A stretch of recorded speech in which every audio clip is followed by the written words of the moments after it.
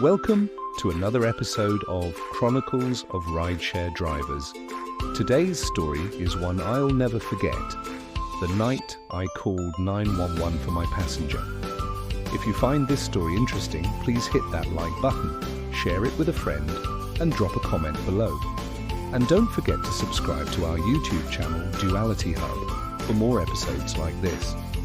It was one of those nights that stretch on for too long, the kind that feels heavy and quiet, like the world has gone to sleep but you're still awake because life won't let you rest just yet. It was almost 3 a.m, that's the hour you start bargaining with yourself. One more trip, Casey, just one more and you're done. The city was still. Toronto at that hour is a different world. The traffic lights blink on empty streets, the buildings hum softly, and the air carries that cold quiet only night brings. I got a ping from the rideshare app. It wasn't far. My body was tired, but something in me said, just take it. I pulled up to the pickup spot. The streetlights stretched long shadows across the pavement. A young man walked toward the car, mid-20s maybe, South Asian, hoodie half zipped, with the kind of tired that only comes after a long night of celebration. He smiled politely and climbed into the front seat. That surprised me. Most riders go to the back, but he hopped right in front like we were old friends. I thought, all right, maybe he just wants to talk. And he did. He started almost immediately, asking me where I was from, what my name was, telling me he had friends from my country. I told him I was Malian, and his face lit up. Oh, Malian, I know a few strong people, you know, very smart, very funny. I laughed. He had that harmless, curious energy, the kind of talkative people get when they've had a drink or two. He told me he was an international student, been here for about a year. He'd just been out celebrating a friend's birthday. His friends had gone home already, and he was heading back alone. I could tell he missed home. It's in the way people talk when they mention family, or when they say back home with that small sigh at the end. We talked about everything. Girls, religion, life in Canada, the stress of school, how expensive everything was. It was an easy conversation, the kind that helps time pass faster. He'd burped once in a while and I caught a faint whiff of alcohol, but nothing alarming. He was cheerful and coherent, so I kept driving. The ride was supposed to be around 45 minutes, just us and the road. Somewhere around the 20-minute mark, I noticed him start to shift in his seat. His energy changed. He wasn't smiling as much. He was fidgeting, rubbing his face, looking uncomfortable. "You okay?" I asked, glancing at him. Yeah, keep going," he said quickly, like he didn't want to admit something was wrong. So I kept going. A few minutes later, everything went sideways. Without warning, he leaned forward. And it started. He threw up. Hard. It was all over his shirt, his pants, the seat, the floor. I could hear it, feel it, smell it instantly. The air filled with that sour, gut-wrenching stench that makes your stomach turn before your mind catches up.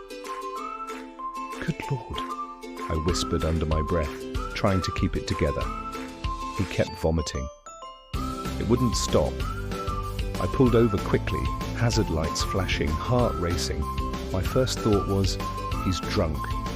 But then something about it felt different. He wasn't just sick, he was losing control. I told him to step out, but he just sat there, head down, body jerking. He kept throwing up, weaker each time, like his body was giving up. I froze for a second. My hands were shaking a little. My mind was running through possibilities. What if he passes out? What if he chokes? What if he dies here? I'd never seen anything like it. That's when instinct kicked in. I reached for my phone and dialed 911. The dispatcher's voice was calm, but my words came out shaky. "Hi, I'm a rideshare driver. My passenger is throwing up uncontrollably. I don't know what he took. He's not responding properly." "Are you safe?" the dispatcher asked. "Yes," I said, glancing around. The road was dim, empty. "But it's dark here. I want to drive somewhere safe, maybe a parking lot." "Okay," the dispatcher said. "Keep me on the line. Drive carefully. Help is on the way." I told her the passenger's name, which I'd read off the app. She tried to talk to him through the phone. He didn't respond. His eyes were open, staring blankly at the dashboard. That look, I'll never forget it. He was there, but not there. I kept talking to him anyway. "Hey, you okay? Can you hear me?" No answer, so I drove slowly to a nearby plaza parking lot. Big space, a few lights still on from the 24-hour stores. 3 minutes, maybe less, but it felt like an hour. When I parked, it was like something snapped back inside him. He blinked, looked around, confused.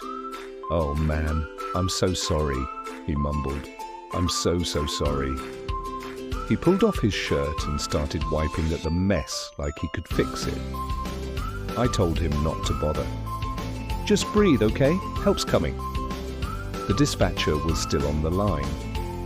She spoke gently to him, asked his name, if he knew where he was. He didn't even realize 911 had been called. Within minutes, the flashing lights appeared, red and blue, washing over the dark parking lot. The ambulance pulled in first, followed by a police car. 2 paramedics approached. They started checking him. Pulse, breathing, questions. The police stood nearby, watching carefully. One officer turned to me. "You're with him?" "No, sir. I'm the driver. He's my passenger." They looked at me for a moment, then at the mess inside the car.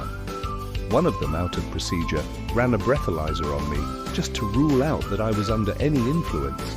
It was humiliating for a second, but I understood. I exhaled into the device. 0. The officer nodded. "Okay, you're clear." Then with a softer tone, "You did the right thing calling us. This could have ended badly." While they were tending to him, the young man kept apologizing. I could see shame all over his face, that mix of embarrassment and fear. He even asked if he could go to the ATM to give me money for cleaning. I told him no, rideshare drivers don't take cash. He nodded weakly. Then, just as they helped him into the ambulance, his body went limp. He passed out completely. The paramedics moved fast. They got him stabilized, lifted him inside, and the ambulance doors shut. The siren wailed as they sped off into the night. The parking lot went quiet again. The police took my name, details, and statement. One of them, a middle-aged officer with kind eyes, told me, "You saved him tonight. Whatever he took, who knows? But if you hadn't called, this could have gone another way." I just nodded, feeling my chest finally relax. My car smelled awful. The seats were soaked. My hands were trembling slightly, not from fear anymore, but from the weight of it all. They cleared me to go. I sat in the car for a moment, breathing in through my mouth because I couldn't stand the smell. The night was still dark, but a faint hint of morning was creeping in. I drove to a drive-through car wash. The worker there took one look at the mess and gave me that sympathetic, "I've seen things" face. I used the vacuum, wiped down what I could. It didn't help much. The smell clung to everything, the seats, the mats, even my jacket. When I finally got home, I parked the car and just sat there in silence for a minute. My head was spinning from everything that happened. I took a long shower, but the smell, or maybe the memory, seemed stuck in my nose. By morning, the stench in the car was unbearable. I drove straight to a detailing shop. They spent hours on it, scrubbing, disinfecting, deodorizing. When they were done, it felt like a new car again. Meanwhile, I uploaded all the pictures I'd taken to the rideshare support system. The mess, the cleanup, everything. By the end of the day, they approved my claim and reimbursed me for the cleaning. I never heard from the young man again. No message, no update. I don't know what happened to him after that night. But I do know this. That call to 911 was the right thing to do, because sometimes in the middle of an ordinary night, life drops something unexpected on your lap. Something messy, scary, human, And how you respond says more about who you are than any easy day ever could. That night, I just did what I knew was right. And I thank God it might have made a difference. Thanks for listening to my story. If you have a similar experience or just want to share your thoughts, leave a comment. Make sure to subscribe to Duality Hub for more chronicles from the road. Until next time, drive safe.